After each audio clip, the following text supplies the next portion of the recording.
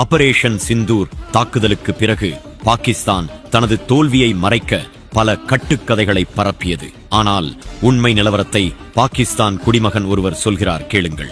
कल रात इंडिया ने पाकिस्तान के ऊपर 24 मिसाइल हमले किए. நேத்து ராத்திரி இந்தியா நம்ம நாட்டுல 24 ஏவுகணைகளை விட்டு தாக்குதல் நடத்தினாங்க. அதிர்ச்சியான விஷயம் என்னன்னா, எல்லாமே அவங்க நினைச்ச மாதிரி குறி தவறாம வந்து தாக்கிடுச்சு. அவங்க வச்ச குறி ஒண்ணு கூட தவறல. அதுலயும் அதிர்ச்சியான மோசமான செய்தி என்னன்னா, நம்ம பாகிஸ்தான் பாதுகாப்பு படையால ஒரே ஒரு ஏவுகணைய கூட தடுக்க முடியல. தாக்குதலை வேடிக்கை மட்டும்தான் பார்க்க முடிஞ்சது. அவங்க செய்ய நினைச்சதை செஞ்சிட்டாங்க.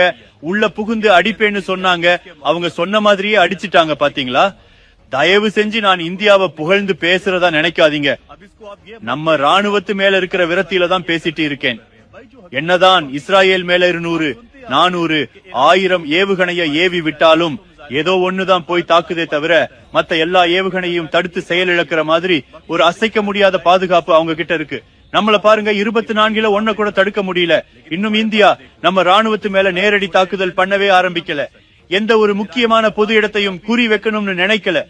அந்த 24 ஏவுகணையும் ஆள் நடமாட்டம் இருக்கிற பொது இடங்கள்ல இறக்கி இருந்தா என்ன நடந்திருக்கும்னு நினைச்சு பாத்திருக்கீங்களா? यही 24 के 24 मिसाइल अगर हमारे किसी हसास जगह के ऊपर टारगेट किए जाते तो अब तक तो प्रोग्राम बढ़ चुका होना था.